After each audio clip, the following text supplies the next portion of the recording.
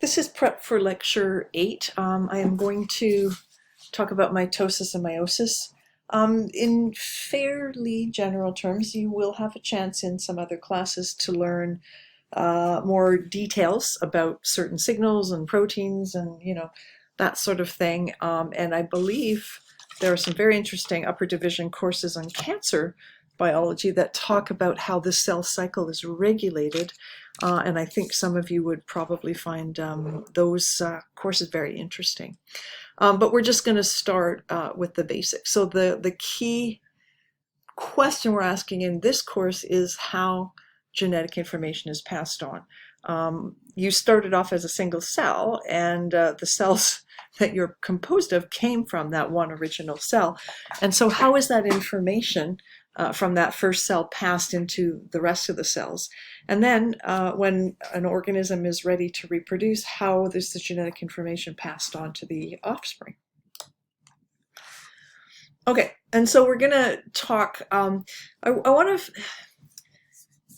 we could cover this in a number of ways, but I want to kind of focus on the chromosomal basis of it and try to think a little bit at the DNA level. I want us to try to make a connection to what I've been talking about up till now, DNA sequence, and how a change in the DNA is going to make a change in the resulting protein, and we can kind of look at how that's passed on.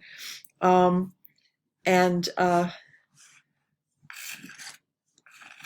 just going to grab the pen here. And so we're going to be looking at two different kinds of cell division. The majority of cells that divide by mitosis. DNA is replicated and it's divided equally into the daughter cells, so that the daughter cells are identical to each other and to the parent cells genetically. And in meiosis, where I usually say only diploid, but tetraploid cells can undergo meiosis too. By the end of this lecture, I hope you will have a good idea of why triploid organisms are not able to undergo meiosis. For example, bananas cannot produce by meiosis because they have 3 of each chromosome. And so they're reproduced as clones, and every single banana is genetically identical of the Cavendish type bananas that we eat. Okay, and so the diploid organisms will go through meiosis to produce haploid cells that are daughter cells, spores, or gametes. But some organisms, for example, goldfish, are tetraploid, and that means the gametes that they produce are diploid. They have 2 of every chromosome instead of 4 of every chromosome. So the idea of meiosis is that you're basically halving the number of chromosomes. You're making half as many in each cell, so that when they fuse again during fertilization, you go back to having the normal number of chromosomes. Okay, and this is just a very simple diagram from a textbook, which may or may not be the textbook that we're using right now, or that's been recommended. But the idea is that for most animals that we're going to be talking about, and they've got humans here, but it could be any, it could be cats or dogs or elephants or whatever, is that the vast majority of the time the organism is diploid, because most of what we're talking about is diploidy.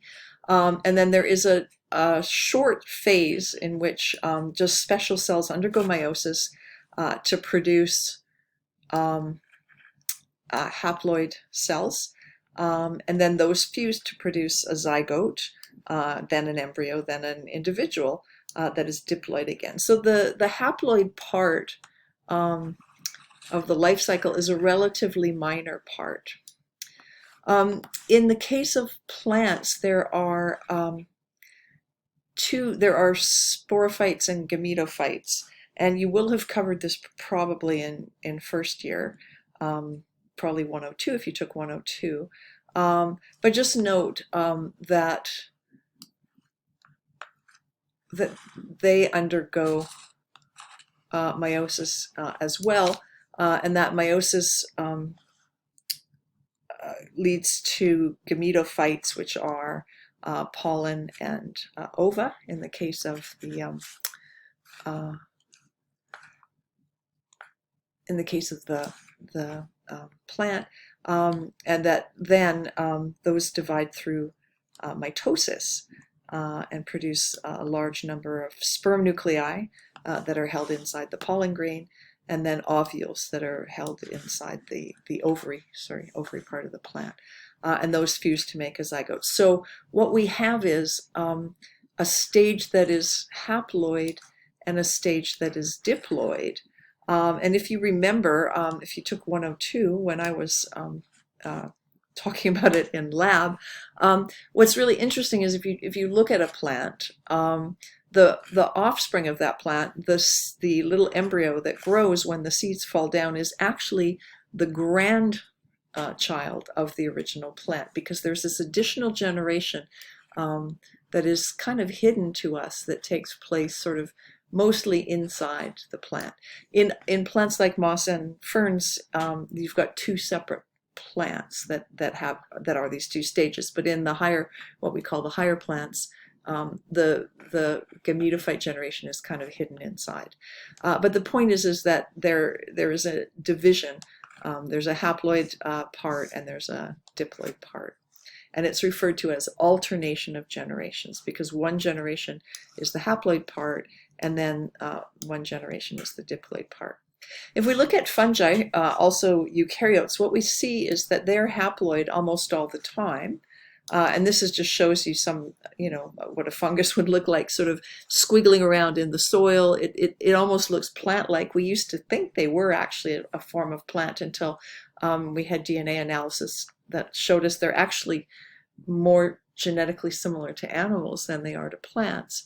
And their hyphae, the cells project out into soil. Think about mold moving, growing on bread, the little strings of mold on bread, and that sort of thing. Occasionally the hyphae of two individuals will meet with each other and will fuse to produce a transient diploid. This is a myocyte. It's very short-lived. It may divide by mitosis a couple of times, but for the most part, it's diploid for a very short period of time, goes through meiosis, produces spores, not gametes in this case, and then those spores germinate on the ground or in bread or on your rotting tomato or wherever this takes place. And the process repeats. So fungi have almost the opposite life cycle to animals, because they are haploid most of the time, and they're only diploid for a short period of time, so that they can exchange genetic information. And the spores that are produced have genetic variability in them. Okay.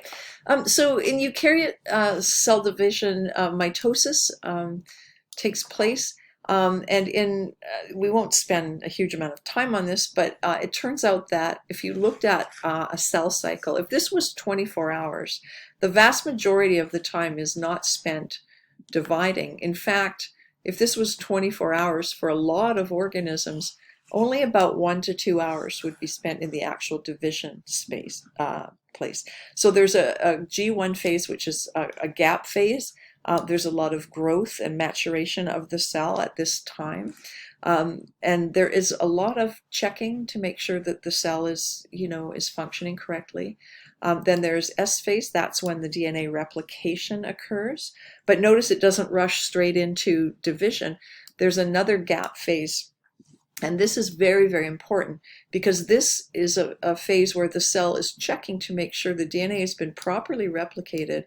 There's no mistakes. The chromosomes are all intact, and they all have centromeres, and it's just checking for complete replication of the DNA. And there's a repair system that's checking also for any signs of DNA damage that will be repaired before the cell proceeds into mitosis.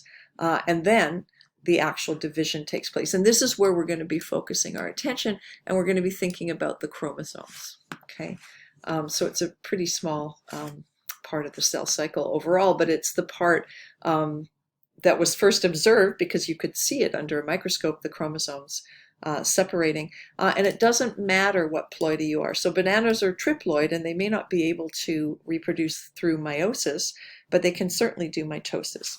And hopefully you'll be able to see why by the end of the prep lecture. Okay, so I want to talk a little bit about S phase just to make the point. On the side here, I just drew how we would draw chromosomes. So we're just going to look at one little section here of a chromosome. And we're going to just call the gene B that we're talking about. There's tons of genes along here, so the idea is this is just one little part of the chromosome. So the gene is here. Plus means it's the wild type normal functional copy. If there's no plus, that means it's a mutant copy. And what is shown in this panel here, if you have a look here, is what the nucleotides are. So the nucleotides are the same between the wild type and the mutant, with the exception that in the wild type you have a GC pair right in that position, but there has been a change, and the mutant form has an A here. And this either is a truncation mutation, so it's either a nonsense mutation or it's a missense mutation, but in some way it generates a phenotype. Okay, so you might want to review nonsense and missense if you can't remember what they are. So this is how I would be drawing chromosomes for you if I was going to ask you a question about this stuff. And there's more on the next slide. Okay, and so then after DNA replication, then your chromosomes are going to duplicate. Remember the process of duplication way back from lecture 3.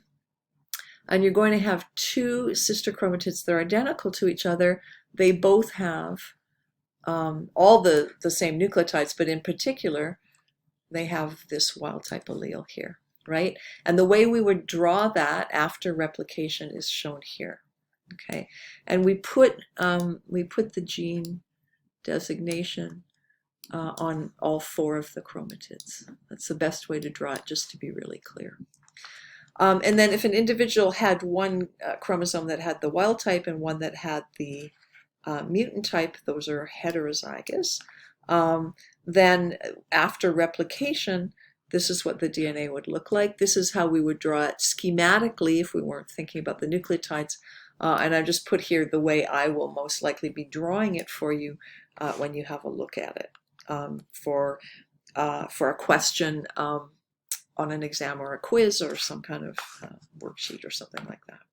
Okay, so just pay attention to a couple of things: how the chromosomes are drawn, and the nucleotide differences, because that nucleotide difference, when we draw this, the small b, that's what we're referring to. We're referring to the fact that there's a mutation in this DNA.